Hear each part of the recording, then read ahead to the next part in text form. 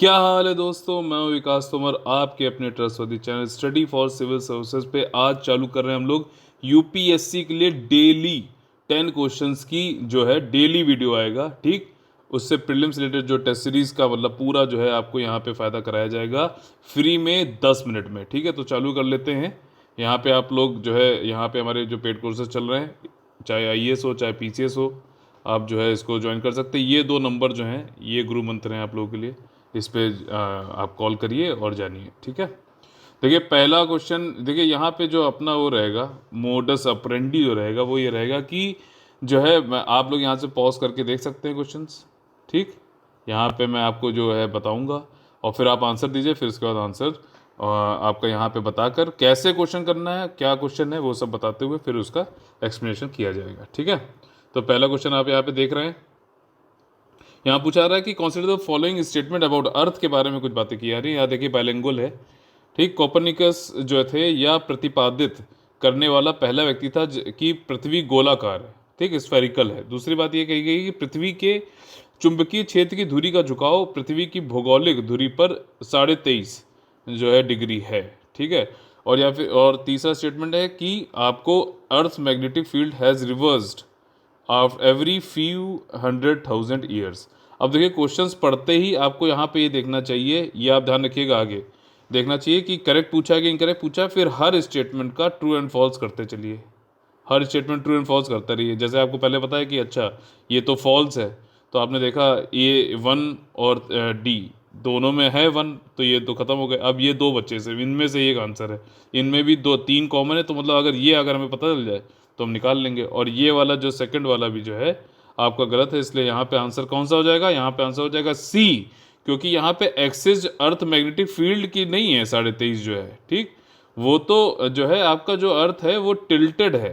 ठीक, उसकी earth magnetic field का नहीं है, अर्थ का ये टिल्टेड है खुद ही, जो आपका ये सिस्टम है।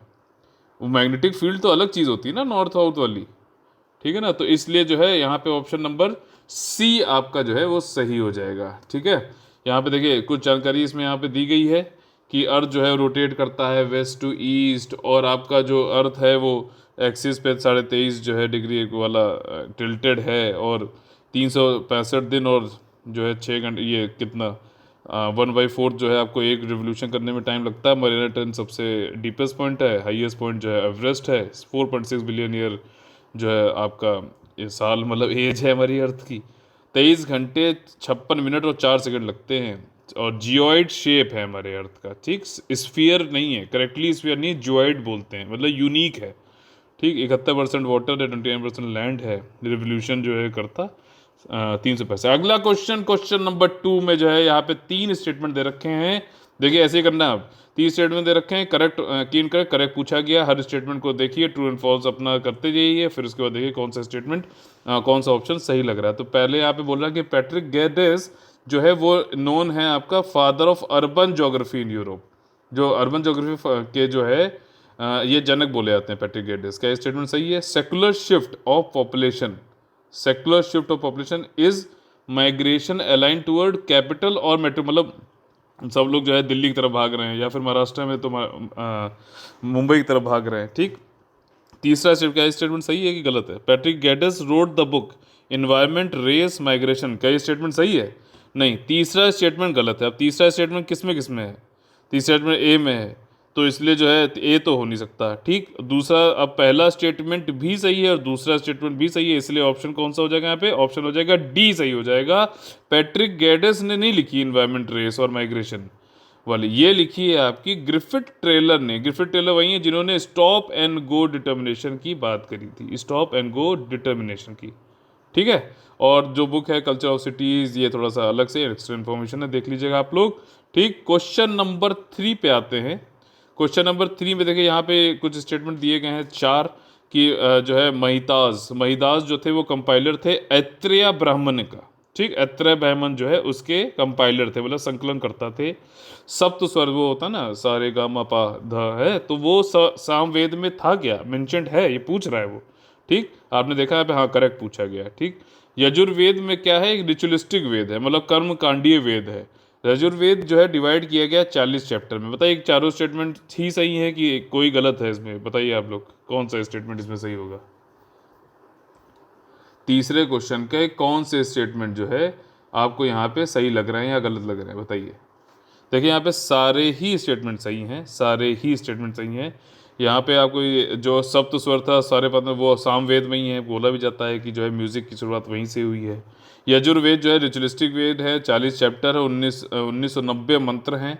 और जो ब्राह्मण जो अत्रेय ब्राह्मण है उसके महिदास ही कंपाइलर हैं। क्वेश्चन नंबर 4 पे आ जाते हैं। 4 में बिल्कुल सिंपल सा क्वेश्चन है हिस्ट्री से, एंशियंट हिस्ट्री से, कि पोस्ट मॉडर्न पीरियड में जो आपका एलिफेंट के तीत, हाथी के दांत और गोल्ड का जो है इथियोपिया से लाया जाता था। ठीक, थोड़ा सा अगर आर शर्मा आपने ढंग से पढ़ी तो वाला क्वेश्चन बहुत आराम से कर लेंगे आप। ठीक, करेक्ट पूछा है, ध्यान रखिएगा, ऐसे ही आपको करना। द आइलैंड ऑफ सोकोत्रा, ठीक, ये वाला वो वाला आइलैंड नहीं है जो यमन का है पार्ट, ठीक, इंडिया अरेबियन सी में। Island of Socotra was an important port of Dioscorides, ये डी होगा यहाँ पे, एक्सचेंज का एक इम्पोर्टेंट पोर्ट था। ठीक, क्या ये स्टेटमेंट सही है? और तीसरा स्टेटमेंट है कि trade from China was in advance stage in post modern period. तो यार आपको बताना है कि इसमें कौन कौन से जो है आपके सही हैं। देखिए तीनों ही स्टेटमेंट जो है वो सही है। ठीक, यहाँ पे जो है आपका जो आइलैंड ऑफ सोकोत्रा, जो आपने ये देखा ना टर्की आज का है, टर्की क्या है जो एशिया से जुड़ा हुआ है, वेस्ट एशिया से, उसको बोलते हैं एशिया माइनर। एनाटोलिया प्लेटू पे है, ये हो सकता है ज्योग्राफी में भूल लिया एनाटोलिया प्लेटू का मैपिंग वाले क्वेश्चन में। तो एक एक चीज़ सुनिएगा ध्यान से। वहाँ पे जो है ये डिस्कोरेटिस करके एक जगह है एक्सचेंज, जो कि इंडियन शिप वहाँ पे जाती थी और राइस वीट और ये सब देती थी मेड, और बैकबोन ऑफ टर्टल वहाँ से ले आते थे। और हाँ बिल्कुल सही बात है, पोस्ट मॉडर्न पीरियड में चाइना के साथ में काफ़ी एडवांस स्टेट में था हमारा। चाइनीज़ टेक्सटाइल जो होती तो उसको चीनी पट बोलते थे, और बैम्बू को जो है हम किचक बोलते थे, किचक, ठीक है। और 65 AD में क्या था कि फर्स्ट बुद्धिस्ट प्रीचर जो है वो चाइना में चले गए थे, पहुँचे थे, और उन्होंने वहाँ पे जाके होम बनाया था, making their home to Lepong famous white horse monastery. Question number 5, यहाँ पे सिंपल सा एक क्वेश्चन पूछा गया है कि इलेक्शन कमीशन ऑफ इंडिया के फंक्शन बताओ, जो यहाँ 3 दिए गए, ये करत है कि नहीं करत है, बस ये पूछा गया है। तो इसने पहले बोला है कि कंडक्ट करता है ये इलेक्शन जो पोस्ट के लिए speaker, deputy speaker of Lok Sabha और डिप्टी चेयरमैन ऑफ राज्यसभा के लिए, मतलब पीठासीन अधिकारी जो है आपके लोकसभा के और डिप्टी चेयरमैन जो है राज्यसभा के, उसके लिए क्या इलेक्शन कराता है, बताइए। पहला स्टेटमेंट तो बिल्कुल ही गलत है, आपने थोड़ा सा भी पढ़ रखा है अगर इसको, तो ए और बी तो नहीं होंगे, तो अब सी और डी में से हो सकता है। ठीक है, अब अगर इन दोनों से एक भी गलत हो गया तो फिर डी आंसर हो जाना चाहिए। कंडक्ट ऑफ इलेक्शन तो कॉर्पोरेशन ऑफ म्यूनिसिपलिटी क्या ये कराता है? इलेक्शन कमीशन ऑफ इंडिया नहीं कराता है। तो कौन सा बचा? अब 3 ऑप्शन है, तो ऑप्शन तो यहाँ पे डी हो गया। लेकिन थर्ड स्टेटमेंट पढ़ लेते हैं, deciding on all doubts and dispute arising out of the election. ऐसा नहीं है, ऑल का क्या मतलब है, मतलब सर्वे सर्वा है क्या इसमें? तो इसमें देखिए यहाँ पे क्या है कि आपका जो है इलेक्शन कमीशन ऑफ इंडिया की बात हो रही है, वो जो है आपका लोकसभा का इलेक्शन, राज्यसभा का इलेक्शन, प्रेसिडेंट का इलेक्शन, वाइस प्रेसिडेंट का इलेक्शन, और स्टेट लेजिस्लेटिव असेंबली यानी कि स्टेट जो राज्य की विधानपालिका है, विधानसभा है, उसके लिए इलेक्शन कराता है। म्युनिसिपल कॉरपोरेशन और इनके लिए जो है स्टेट का जो इलेक्शन कमीशन है वो कराता है, और जो भी डाउट होते हैं डिस्प्यूट के राइजिंग, ये डिसाइड ये नहीं करता, इससे सलाह मशवरा किया जा सकता है। ठीक, डिसाइड लेकिन जो है अकेले इलेक्शन कमीशन ऑफ इंडिया ही नहीं करते हैं, सिंपल सीधी बात है। तो इसका आंसर डी यहाँ पे हो जाएगा। छठे वाले क्वेश्चन में पहुंच जाते हैं, ये भी बहुत ही सिंपल सा क्वेश्चन है एक्चुअली, अभी बताता हूँ। इसमें पूछा गया कि नेशनल पॉलिटिकल पार्टीज कौन कौन सी हैं इन चारों में से, बताइए। ये चारों ही जो है नहीं है, क्योंकि यहाँ पे क्वेश्चन जो है पॉलिटी और हिस्ट्री को मिक्स करके बनाया गया है। ये जो यहाँ पे दिए गए हैं ये नेशनल पॉलिटिकल पार्टी आज के टाइम पे नहीं है, ये सब हिस्ट्री में थे अलग अलग टाइम पे। मुस्लिम लीग जिन्ना वाली थी, ऑल इंडिया फॉरवर्ड ब्लॉक जो है, आपको मालूम है कि जब सुभाष चंद्र बोस जी जो है अलग हो गए इंडियन नेशनल कांग्रेस से, तो उन्होंने एक अलग से एक अपना जो है फैक्शन बना लिया था कांग्रेस में, उसको बोलते हैं कि ऑल इंडिया फॉरवर्ड ब्लॉक, और रिवोल्यूशनरी सोशलिस्ट पार्टी और प्रेजेंट वर्कर पार्टी अलग अलग थे। तो यहाँ पे चारों ही नहीं होंगे, तो ऑप्शन कौन सा हो गया? डी हो गया। लेकिन अब जो है इससे संबंधित एक जो इम्पॉर्टेंट इंफॉर्मेशन वो ये है कि हमारे यहाँ नेशनल पॉलिटिकल पार्टीज कितनी हो गई हैं? अब हो गई हैं 8। ठीक, जो लेटेस्ट जुड़ी है उसका नाम है नेशनल पीपुल्स पार्टी, और ये उत्तर पूर्वी भारत मतलब नॉर्थ ईस्ट इंडिया का जो है पहला पॉलिटिकल पार्टी है जिसको जो है दर्जा दिया गया है कौन सा, नेशनल पॉलिटिकल पार्टी का। उसके अलावा कौन कौन से पॉलिटिकल पार्टीज जो है नेशनल नेशनल पार्टी के लिए रिकॉग्नाइज्ड हैं? बीएसपी है, बहुजन समाजवादी पार्टी है, भारतीय जनता पार्टी है, इंडिया नेशनल कांग्रेस है, कम्युनिस्ट पार्टी ऑफ इंडिया है, communist party of India Marxist है, तृणमूल कांग्रेस है और नेशनल कांग्रेस पार्टी है। ठीक है, समझ में आ गया कौन कौन सी नेशनल पार्टीज हैं अभी। और इसके बारे में आप लोग के लिए होमवर्क है कि आप लोग देखिए कि नेशनल पार्टी के होने के लिए क्या क्या चीज़ें जो है आपको करनी पड़, किसी को पॉलिटिकल पार्टी को करनी चाहिए, मतलब उसका फॉर्मूला आप लोग जरूर देख लीजिएगा। अब यहाँ पे इकोनॉमी से रिलेटेड क्वेश्चन यहाँ पे पूछा गया है कि लिबरलाइजेशन ऑफ इंडियन इकोनॉमी से रिलेटेड कुछ यहाँ पे स्टेप दिए गए हैं, क्या ये चारों ही स्टेप जो है या फिर जो है अलग अलग ये स्टेप सही हैं क्या? सिंप्लीफाइंग इंडस्ट्रियल लाइसेंसिंग, ठीक, इंडस्ट्रियल लाइसेंस को, लिबरलाइजेशन मतलब उदारीकरण, ठीक, तो improving financial market, improving tax system, improving और फॉरेन एक्सचेंज। हाँ भैया जी, चारों ही बिल्कुल सही हैं। इंडस्ट्रियल लाइसेंसिंग को सिंप्लीफाई करोगे तो उदारीकरण है, रिजिड है तो मतलब लोग इंडस्ट्री खोल ही नहीं पा रहे हैं, तो लिबरलाइजेशन किस बात का? इंप्रूविंग फाइनेंशियल मार्केट जैसे कैपिटल मार्केट है, शेयर मार्केट है, ये सारी चीज़ें जो हैं ये, हाँ, इनको इम्प्रूव करो, ईजी करो। टैक्स सिस्टम को भी ईजी करो, ऐसा नहीं कि बहुत ज़्यादा रिजिड टैक्स लगा रखा है, अभी जैसे 25% हो गया कॉर्पोरेट टैक्स, ठीक है।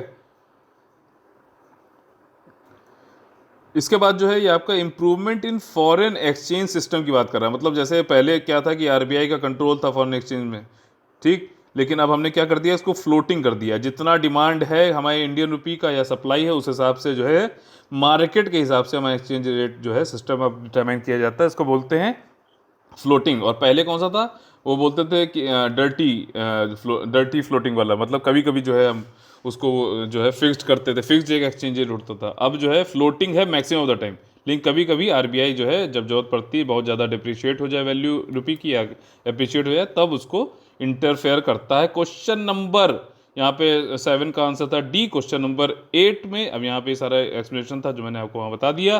क्वेश्चन नंबर 8 देख लेते हैं। कांगड़ा स्कूल ऑफ पेंटिंग से रिलेटेड यहाँ बात हो रही है। ये पूछा गया कि क्या ये pre Mughal school of painting है और ये क्या पहाड़ी स्टाइल ऑफ पेंटिंग है, और जो श्रृंगार करके एक किसी की एक वो होता है पेंटिंग में, ठीक, तो क्या ये कंसिडर फोकल थीम होती है क्या इसकी, मतलब केंद्र विषय, कांगड़ा चित्रों के केंद्र विषय श्रृंगार को माना जाता है क्या? तो देखिए पहला वाला जो स्टेटमेंट है उसमें ये गलत है, एक्चुअली प्री नहीं है, पोस्ट है। जब मुगल्स ख़त्म हो गए थे उसके बाद ये कांगड़ा हुई है, बाकी दोनों ही जो है बिल्कुल सही हैं। ठीक, यहाँ पे इसका एक्सप्लेनेशन देख लेते हैं। पहला स्टेटमेंट सही गलत है आपका, पोस्ट डिक्लाइन और मुगल के बाद ये चालू हुआ था। कांगड़ा स्कूल हाँ पहाड़ी स्टाइल है। तीसरा जो है श्रृंगार, जो इरोटिक सेंटिमेंट वाली जो बात होती है, is the consider the focal theme. और इसके अलावा जो मोस्ट पॉपुलर सब्जेक्ट जो इसके हैं वो गीत गोविंद है, भागवत पुराण है, सतसैयो बिहारी लाल है और नल दमयंती है। ठीक, क्वेश्चन नंबर 9, जो ग्रासलैंड इकोसिस्टम है आपका, उससे रिलेटेड कुछ यहाँ पे स्टेटमेंट कथन दिए गए हैं। उस कथन को आपने देखना है कि कौन से कथन जो है वो सही है कि गलत है। यहाँ पे करेक्ट पूछा गया, उस हिसाब से उसमें आपको ऑप्शन चूज करने हैं। ठीक, तो यहाँ पे जो है क्वेश्चन में पहला स्टेटमेंट जो है वो ये दे रहा है कि जो ग्रासलैंड इकोसिस्टम वो अर्थ का जो है 50% से ज़्यादा हिस्सा जो है कवर करता है। कि ये, तो क्या ये सही है क्या?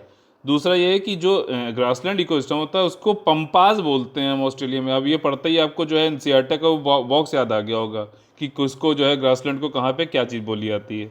इसलिए एनसीईआरटी बहुत इंपॉर्टेंट है, उसको ढंग से करना 4 बार कम से कम। और जो इंडिया में ये मेनली फाउंड होते हैं हाई हिमालयाज पे, और सवाना जो है वो इक्वेटर लाइन अगर ये है तो सवाना जो है वो क्लोजर होते हैं टू द इक्वेटर। ठीक, देन स्टेपीज। ऐसे ज्योग्राफी वाले क्वेश्चन मैप बना लिया करो। ठीक, तो पहले सवाना पढ़ रहा है फिर स्टेपीज पढ़ रहे हैं, क्या सही है? बिल्कुल सही है। सवाना जो है आपका इधर ट्रॉपिकल पाया जाता है, यानी कि उष्ण कटिबंधीय, और जो स्टेपी जो आपका टेम्परेट होता है यानी शीतोष्ण, वो वाले जो है वहाँ पे स्टेपी होता है आपका। ठीक, तो इसलिए हाँ बिल्कुल सही है। तो तीसरा और चौथा स्टेटमेंट सही है, पहला और दूसरा गलत है। क्यों? पहले वाले में क्या है कि यहाँ पे 25% कवर करता है, ना कि 50%। और ये जो है आपका ग्रासलैंड, जैसे यहाँ पे मानसूनल, यहाँ पे जो रेनफॉल होती है वो होती है 15 से 75। ठीक, ग्रासलैंड है यहाँ पे डेजर्ट है, और यहाँ पे आपका मानसूनल वाला है। ठीक है, ये इसके बीच में पाया जाता है। और ऑस्ट्रेलिया में पैम्पास नहीं बोलते हैं, डाउन्स बोलते हैं। क्या बोलते हैं? डाउन्स बोलते हैं। आपका जो है साउथ अमेरिका में पंपास बोलते हैं, वेल्ड बोलते हैं साउथ अफ्रीका में, और स्टेपी बोलते हैं यूरोप और एशिया में। और प्रेरीज कहाँ बोलते हैं? कमेंट करके आप लोग बताएं। आखिरी क्वेश्चन पे आज आ गए हैं हम लोग बहुत ही जल्दी, लेकिन कोई भी एक्सप्लेनेशन आपको छोड़ा नहीं गया है, ये बात ध्यान रखिएगा। ठीक है, क्वेश्चन यहाँ पे जो है ये पूछ रहा है कि अगर even though an animal is fed with carbohydrate, अगर हम रिच डाइट देते हैं तब भी sugar, blood sugar concentration tend to remain constant, वो कांस्टेंट रहता है। ये क्यों होता है? Because that in the case of animal, ये क्यों होता है? तो यहाँ पे देखिए बी ऑप्शन सही है, क्योंकि हमारे पास जो है कुछ हार्मोन यहाँ पे ऐसे होते हैं पैंक्रियाज में जो कि इस कंडीशन को बनाए रहते हैं। मतलब हम कार्बोहाइड्रेट ये सब खाते हैं फिर भी हमारे ब्लड शुगर लेवल कंट्रोल रहता है। वो क्यों होता है? क्योंकि कुछ हार्मोन जो है पैंक्रियाज में होते हैं। कौन सा हार्मोन है? वो है हार्मोन इंसुलिन। ठीक है, और ये बहुत ही बैलेंस उसमें निकलता है। इंसुलिन का मतलब ये है कि आपका ये हार्मोन है जो ग्लूकोज का लेवल है, शुगर का लेवल है, उसको जो है कम करता है ये। ठीक, अब ये अगर ज़्यादा निकलने लगा, ज़्यादा सेक्रीट होने लगा, तब भी दिक्कत है। तो अब तो डायबिटीज हो जाएगा, और अगर कम निकलने लगा तो हाइपोग्लाइसेमिया हो जाएगा। तो इसी तरीके से 10 क्वेश्चन हम लोगों ने यहाँ पे आज कर लिए हैं। पहला दिन है, इस तरीके से डेली ये सीरीज आपके पास आएगी। 10 बहुत ही महत्वपूर्ण क्वेश्चन जो है अलग अलग सब्जेक्ट से यूपीएससी के लिए आपको यहाँ पे कराए जाएंगे, और आपके लिए जो है पूरा A to Z यहाँ पे कम समय में ज़्यादा बेनिफिट कराते हुए पूरा जो है आपको जो है यहाँ पे क्वेश्चन को कैसे करना है सारी चीज़ें यहाँ बताई जाएंगी। आप लोग को अगर हमारा टेस्ट सीरीज ज्वाइन करनी है या फिर क्रैश कोर्स ज्वाइन करना, तो आप ये 2 नंबरों पे कॉल करके पूछ सकते हैं। 2020 का चल रहा है और 2021 के लिए आप लोग जल्दी चालू करने वाले हैं। तो इसी तरीके से खूब पढ़ते रहिए, खूब पढ़ते रहिए, अपने सिलेक्शन सुनिश्चित करिए। हम आपके साथ हमेशा लगे रहेंगे। और जय हिंद, जय Bharat, all the very best है।